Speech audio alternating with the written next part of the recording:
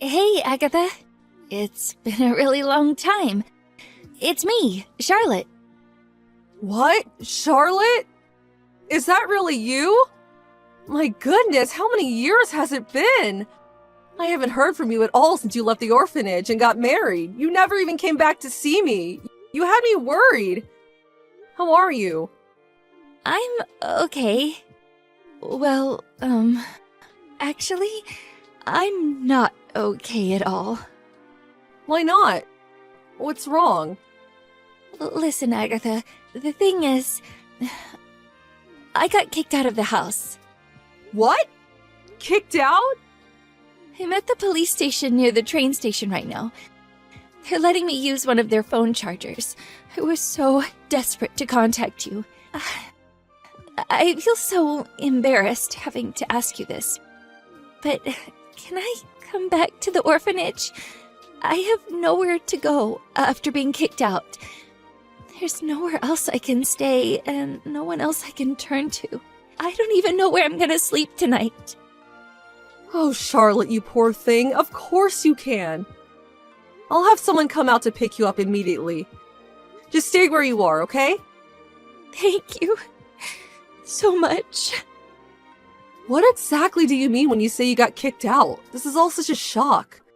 Were things not going well at home? What the devil happened? My husband Dexter and his parents used to be so unbelievably kind to me.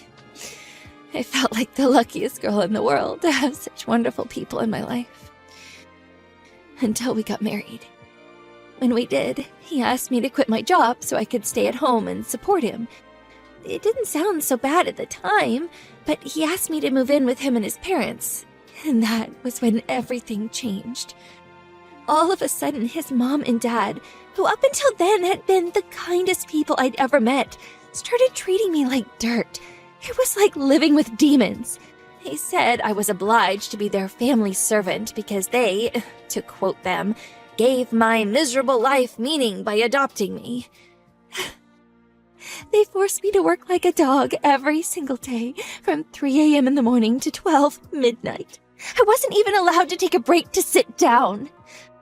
All of my clothes and personal belongings from before I got married were either sold or thrown away. For no reason, I'd be ordered to get on my knees in front of them all of a sudden, and they'd all take turns yelling at me. If there was ever something they didn't like, they'd just throw away my food or personal belongings. If I ever complained, they'd yell at how I should just be grateful I'm not an orphan anymore. Oh my God, Charlotte. Today, Dexter brought home some young girl. What use are you if you can't even have kids? You're an abject failure, you barren wasteland of a woman. You had a duty to provide me with sons, how dare you? You ungrateful witch. We should have just left you in an orphanage.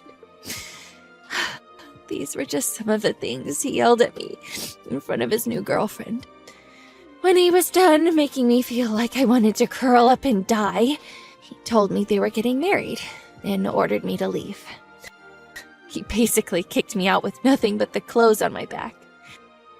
I lost 10 kilograms due to stress since I moved in with them. He rejected me every time I tried to go near him. I can't even look at you as a woman, you're hideous, was his usual reaction. Oh my God! I can't believe you went through all this. As if bullying and emotionally abusing you wasn't enough, he cheated on you as well? No way! Was the reason I didn't hear from you since you got married because they confiscated your cell phone? No. Ironically, my cell phone was the only thing I did keep. I hid it because I didn't want them to sell that too. You gave it to me as a present when I left the orphanage, and it was the only thing I had that reminded me of you.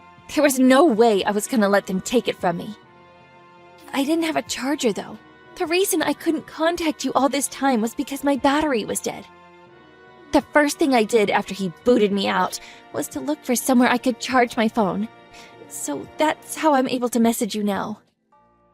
Oh God, what have they done to you, Charlotte? He will not get away with this. I'm so sorry to trouble you like this.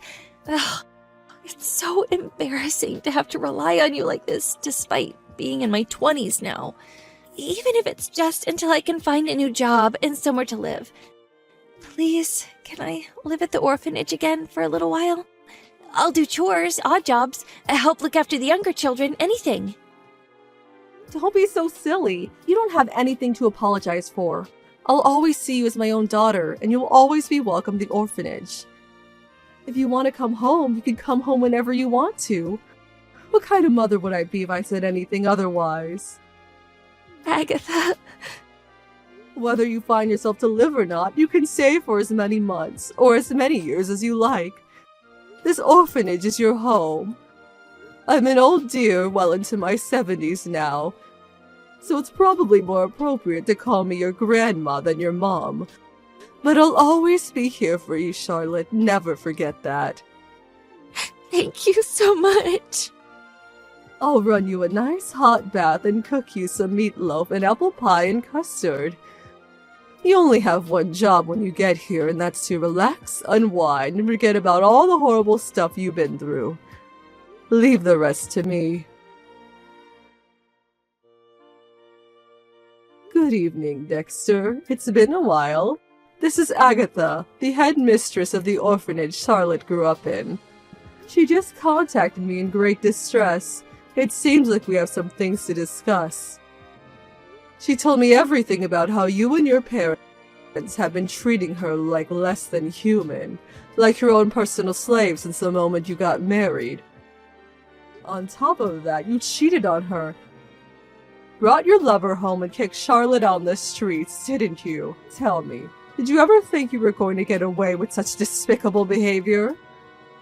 It's obvious you've seen my messages. I can see the red marks, you know. If you can muster up the courage, you're free to respond at any time. Shut your mouth, you old hag! I don't know a frickin' thing about any of this crap. That psycho is just fantasizing. She's crazy, I tell you. You only have to look at her to see it's all true. She's emaciated and has huge bags under her eyes. She's in a constant state of anxiety and fear. All it takes is a door opening to make her jump out of her skin. How does that happen to a girl who was once so fit and healthy, so outgoing, vibrant, and bubbly? She was a picture of health when she left the orphanage. She barely weighs 40 kilograms now. Her clothes were all tattered and worn out, and she hardly even had any personal belongings. Like I told you, I don't know nothing about any of this. Anyway, even if I did do something to her, she was a miserable orphan, and me and my folks were kind enough to adopt her. Which means we can treat her however we goddamn want to. Excuse me? Are you being serious right now? Besides, what the heck does it have to do with you? You ain't Charlotte's mom, you ain't her gran. You're just some wrinkled-up old hag sat on a high horse who thinks she can scare me. Something bad might happen if you don't learn to stay out of other people's business. You catch my drift, lady? I'm very disappointed in you, Dexter. You seemed so sweet and kind when you came to introduce yourself before the wedding. I'm actually disappointed myself for not seeing right through you. As Charlotte's guardian, I have a duty to make you pay for what you've done, and pay you will. Are you prepared for the hell that's coming your way? Oh, I'm quaking in my boots! What's some wrinkled-up old hag gonna do to me? You gonna chase me on your Zimmer frame? Write me a sternly worded letter? If you want to do this, then let's do this! You want to get taken down, lady? Great, it's settled then. I'll make sure you remember what you just said to me.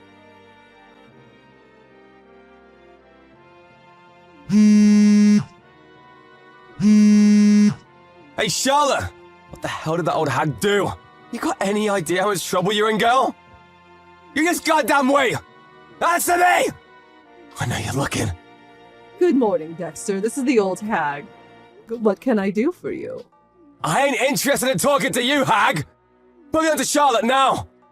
Charlotte's been looking after the children right now. But even if she wasn't busy, I wouldn't let you speak to her in a million years.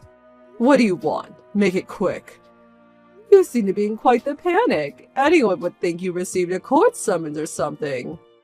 Aha! I knew it was you! You're gonna pay for this, mark my words, hag! The heck are you two trying to pull? You're dragging me into court like some criminal! On what charges? I ain't done nothing! It was patently obvious Charlotte was going to take you to court after the way you behaved. You've been summoned to take part in the divorce mediation on countless occasions by now. But you ignored the call every single time. You didn't show up to even a single meeting, did you? As a result, the mediation ended in failure, which means she had no choice but to take you to divorce court. Anyone could have seen this coming. If you'd have just come to the meetings, none of this would have been happening. Ugh, don't come at me with this legal jargon thinking you're all clever. I ain't playing your silly games, hag! Why the hell should I have to go out of my way to go to court to deal with some miserable orphan's emotional issues? I ain't no shrink! If you got business with me, then you come to me. I'm a busy guy. You get me? Oh dear, you seem to be suffering from a severe deficient intelligence. You don't have to come if you don't want to, you know, if your time's so valuable and you really can't make it. Don't you worry yourself one bit. All that means is that you'll owe Charlotte $60,000 in compensation. You what?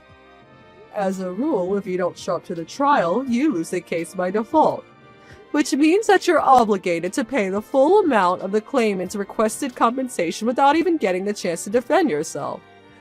Let's face it though, even if you did show up to try and defend yourself, you still wouldn't have a leg to stand on. What? Why not?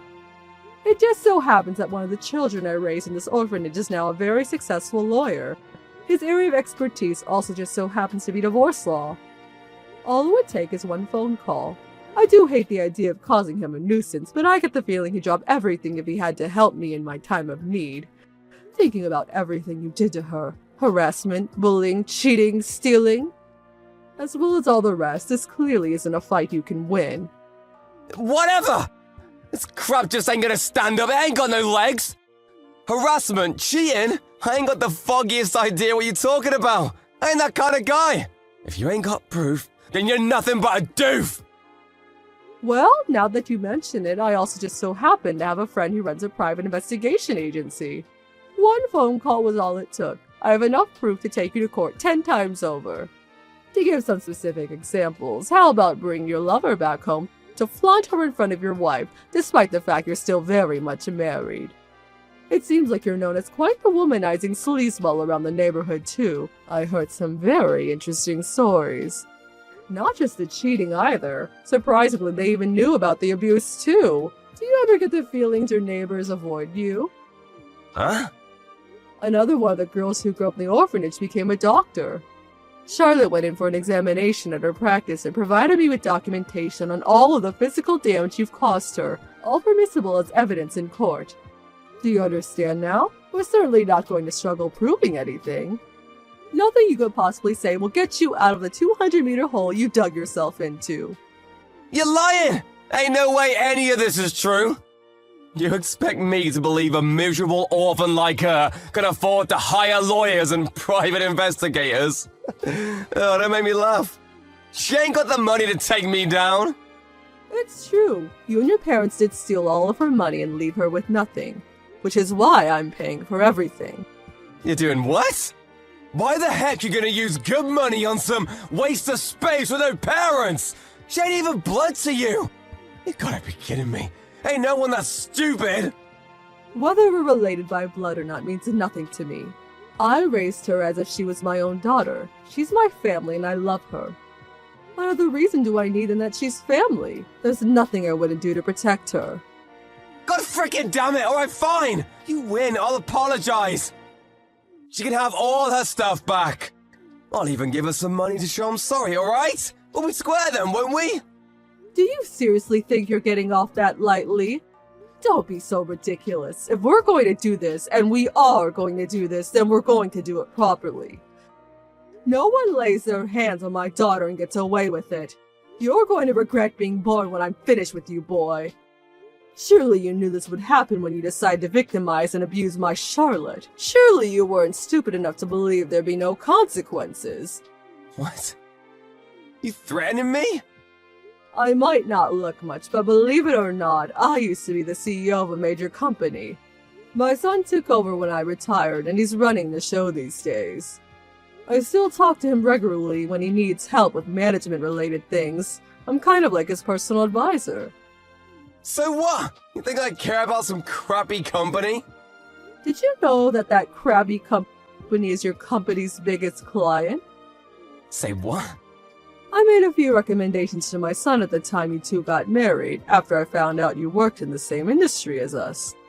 As a result, he turned down some very generous offers from other companies in favor of establishing a major trading contract with yours. At the time, I thought I was doing a good thing by making a gesture towards my son-in-law, but clearly I made a mistake. I think it's time my son terminated the contract. It's not like it was ever in a particularly profitable contract for us, and to be honest, I regret allowing my personal affairs to get mixed up with my professional life. Wait, what? What? Don't get too excited yet, I'm not finished. Next, there's the company your dad works at. Another one of the boys who grew up in my orphanage happens to be the CEO of his company's parent company. Well, I say boy, but he's 50 now. No, wait! You're going after my freaking dad now? No, wait, you can't! Oh, one more thing. You and your parents rent your house, don't you? You're not going to believe this. The coincidences are almost piling up too high now. But I also happen to be friends with a major real estate magnate. And you'll never guess whose house he owns. Yep, I could even make the phone call this evening. Which angle do you think we should go for? Refusal to renew? Mandatory eviction? Can you imagine if I made phone calls to all of my friends about you? Can you imagine how far you'd fall? I'm thinking you hit rock bottom before you even realized what was going on. Oh my god, don't! Don't, please! Let me spell it out. If I do decide to take revenge on you, you will lose all that you hold dear. You'll be lucky if you even get to keep the clothes on your back. Your blood will run cold with terror and you will be plunged into the depths of despair, hopelessness, and suffering. Doesn't that sound nice? Please, I'm sorry. I'm so sorry, I mean it! Don't you think you're apologizing to the wrong person? And by text, really? Don't you think it'd be more appropriate to get yourself down here and beg for forgiveness on your hands and knees? Yeah, you're right. I'm so sorry. I promise I ain't ever gonna do anything like this again. I never thought it would come to this. Your luck ran out when you made the fatal error of taking me for some harmless old woman. I'm not trying to brag, but I have friends in high places. Exterminating a wretched little worm like you would be child's play. I'm so sorry, really. I'm so sorry. Please don't do it. We'll be continuing this conversation in court through our lawyers. Goodbye. Immediately after that, Dexter and his parents rushed down to the orphanage in an attempt to apologize for their behavior. But the time for apologies has passed, and they were delusional to think otherwise. I told them they could apologize in court and sent them on their way. They would accept it and sat down on the floor outside the orphanage like petulant children, leaving me with no choice but to call the police. They quickly stood up and hightailed it out of there when they realized who I was on the phone, too. Obviously, Charlotte won the trial. Dexter and his lover were ordered to pay a combined total of $75,000 in compensation. In order to come with the money, he and his parents were forced to move out of the house and sell all of their personal belongings. To add insult to injury, his lover, furious about being dragged into such a catastrophic situation, broke up with him no sooner than the trial was over. Now, last I heard, Dexter and his parents are living in an apartment so cramped and tiny, they're like rats huddled together in a cage. Between his company losing their biggest trading partner as a result of a few choice words of advice to my son, and his reputation as an abusive scumbag circulating around the office, his work life is now a living hell. I was astonished he didn't get fired, but in a way, this is actually more satisfying. He deserves everything he gets, so I can't say I feel bad for him. Charlotte's gradually returning to her old, vibrant, bubbly self while living at the orphanage. She's helping me out by looking after the children and doing various odd jobs while recuperating. Here's to the start of Charlotte's new life. She deserves to be happy.